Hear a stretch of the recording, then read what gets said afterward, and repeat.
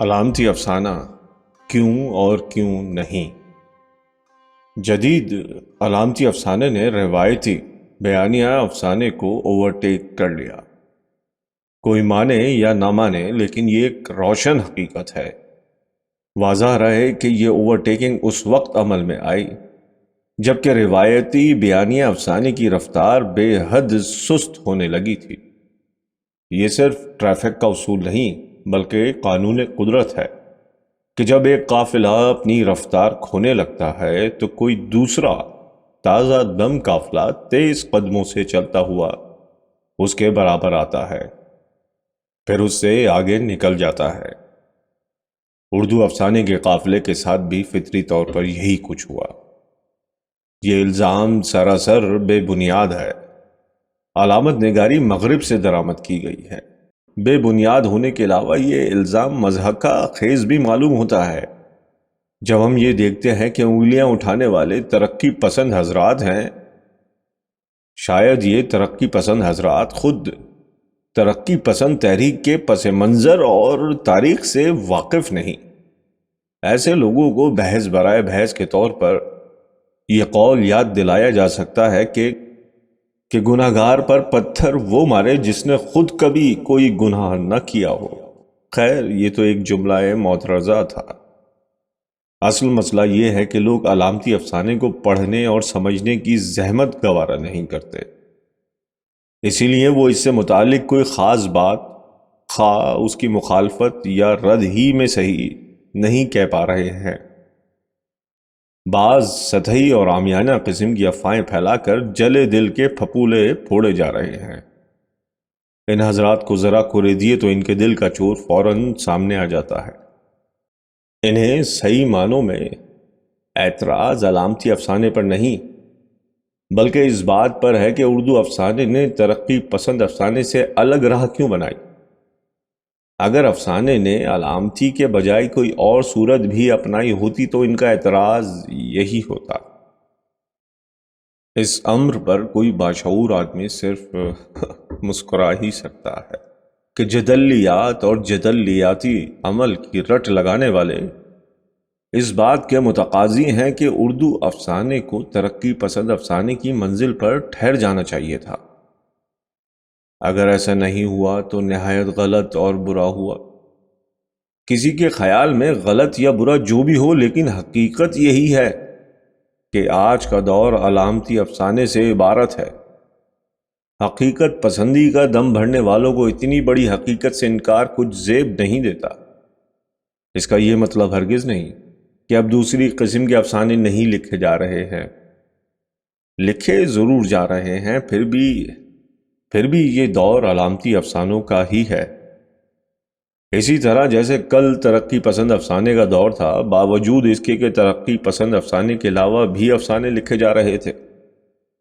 یہ پوچھنے اور جاننے کا حق بہرحال افسانے سے متعلق ہر شخص کو ہے کہ ایسے کیوں ہوا۔ یہاں پاکستان میں عام طور پر یہ کہا جاتا ہے کہ علامتی افسانہ پہلے مارشل لاء دور کی پیداوار ہے، کیونکہ ان حالات میں براہ راست اظہار ممکن نہیں رہا تھا۔ یہ بات صحیح نہیں ہے، اور اگر ہے بھی تو جزوی طور پر، اس لیے کہ اگر علامتی افسانہ مارشل لاء کی پیداوار ہوتا تو پھر ہمیں ہندوستان میں اس قسم کے افسانے بالکل نظر نہیں آتے۔ جبکہ ہم دیکھتے ہیں کہ علامتی افسانے کا باقاعدہ آغاز دونوں ملکوں میں قریب قریب ایک ہی وقت یعنی 7ویں دہائی کے آس پاس ہوتا ہے۔ اس طرح سے دیکھا جائے تو علامتی افسانہ صرف سیاسی جبر یا دستور زباں بندی کی وجہ سے وجود میں نہیں آیا، بلکہ بہت ساری تحریمات، ٹیبوز کے نتیجے میں ظہور پذیر ہوا۔ یہ کہنے کی شاید ضرورت نہیں کہ یہ تحریمات دونوں ملکوں میں موجود تھیں اور نوعیت کے اعتبار سے بڑی مماثلت رکھتی تھیں۔ علامت نگاروں نے ان پر ضرب لگانے کی کوشش کی ہے۔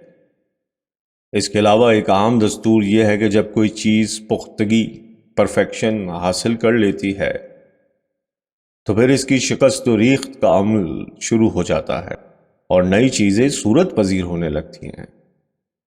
اس بات کا کھلے دل کے ساتھ اعتراف کیا جانا چاہیے کہ روایتی بیانیہ افسانے نے پریم چند سے شروع ہو کر منٹو اور بیدی کے یہاں پہنچتے پہنچتے پرفیکشن حاصل کر لی تھی، لہٰذا اس کے بعد اس کا ڈسٹورشن لازمی تھا۔ نئے افسانہ نگاروں کے لیے اس کے سوا کوئی چارہ کار نہیں تھا کہ وہ دین بزرگاں کو خوش کرنے کے بجائے اپنی صاحب نظری کا ثبوت دیں۔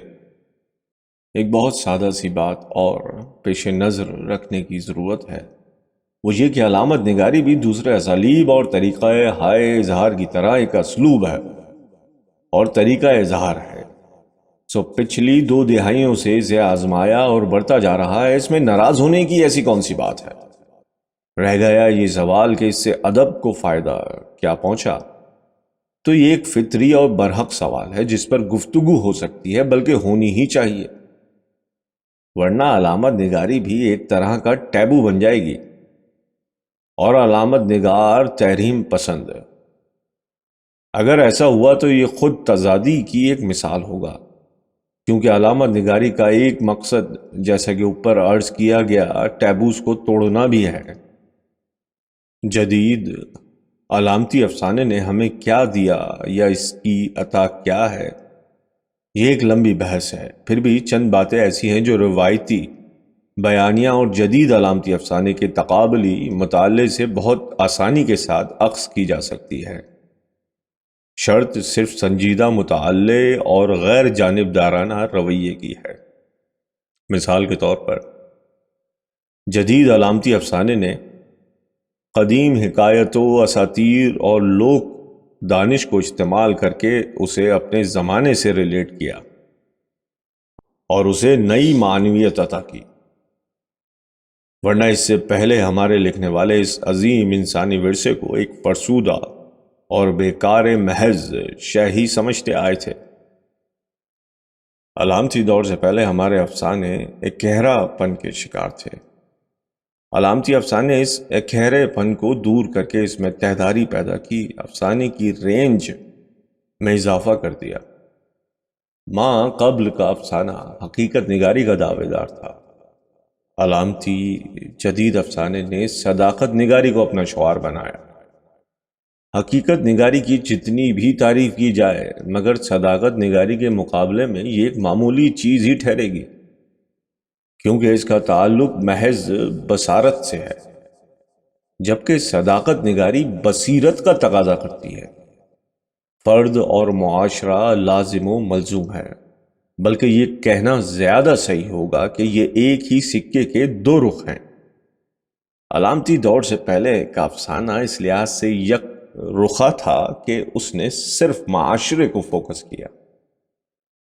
علامتی افسانے نے سکے کا دوسرا رخ پیش کیا، جس سے فرد کی فردیت بحال ہوئی۔